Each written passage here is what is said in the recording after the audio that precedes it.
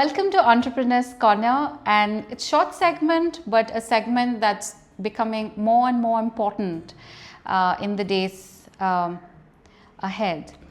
This segment talks about electronic waste. Now, there's a bit of confusion on what actually constitutes electronic waste, and is electronic waste really an issue that we have to be concerned about?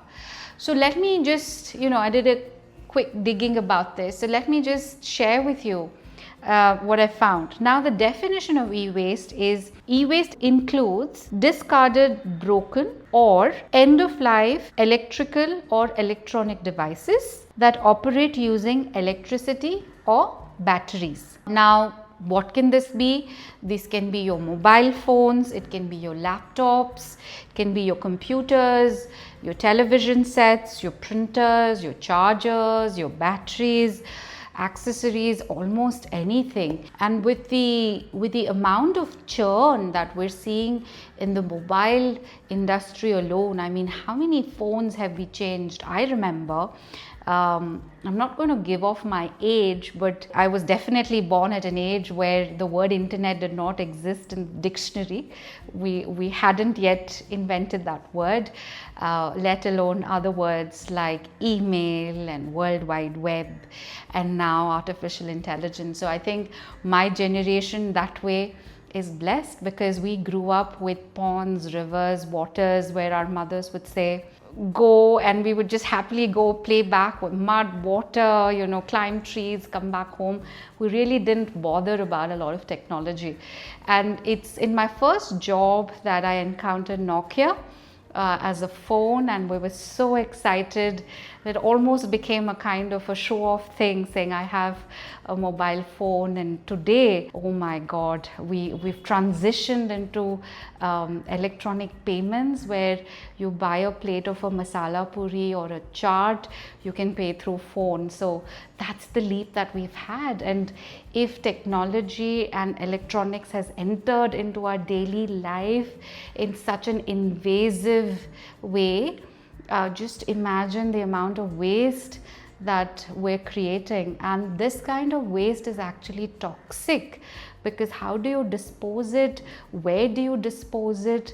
There are animals that are affected by it.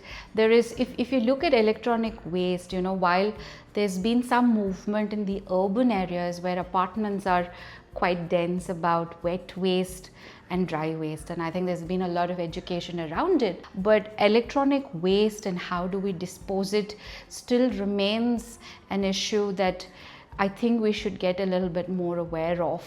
One, I think, is the whole consumerism that is underlying it. Everybody wants the latest and everybody wants it now. And almost nobody cares about reusing it.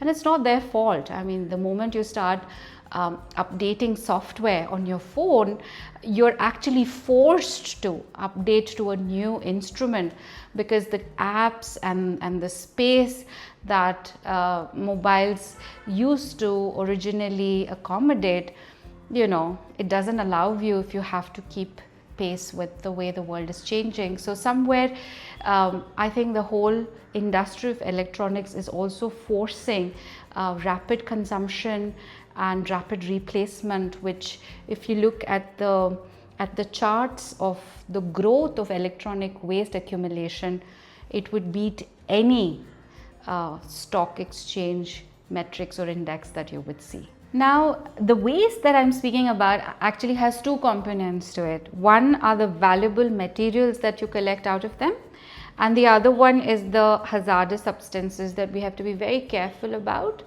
and actually careful about how we dispose them. Now, waste is also treasure, right? And the valuable materials that you actually get out of electronic waste is gold, silver, copper, aluminium, and different kinds of plastics. If there are tons of waste, And if you want some gold, you can set up a processing plant. Well, the percentages is not very high, but don't be surprised that what you're holding in your hand will also have some gold and silver in it. Now coming to the hazardous materials, and we, I think, need, as a country which is so rapid on consumption and waste, we need some very clear policies and guidelines and regulation around disposing of this waste. But the hazardous material that this is giving rise to are lead, mercury, various other stuff, which is actually very dangerous to the environment, because if you bury them, the soil can get polluted. If you burn them, there are some toxic air that you create. So how do you actually dispose electronic waste, I think, is a matter that still needs a lot of debate, discussion, and a whole lot of research, which is why the entrepreneur that we're covering on e-waste is so refreshing, because he thought of things in a very radical way. His business is actually processing about 25 metric tons of electronic waste. Now that's a huge number, and we'll know about this entrepreneur shortly. Now 25 metric tons that I mentioned to you is not per month or per annum, it's daily. That's the amount of waste that this entrepreneur handles. His name is Rajkumar. Now, I'm a Kannadiga, I'm from Bangalore. If you say Rajkumar, for us, there is only one Rajkumar, our hero, our evergreen hero of the Kannada film industry. And this entrepreneur, whose name is also Rajkumar, has had a very similar story. He's from Haryana.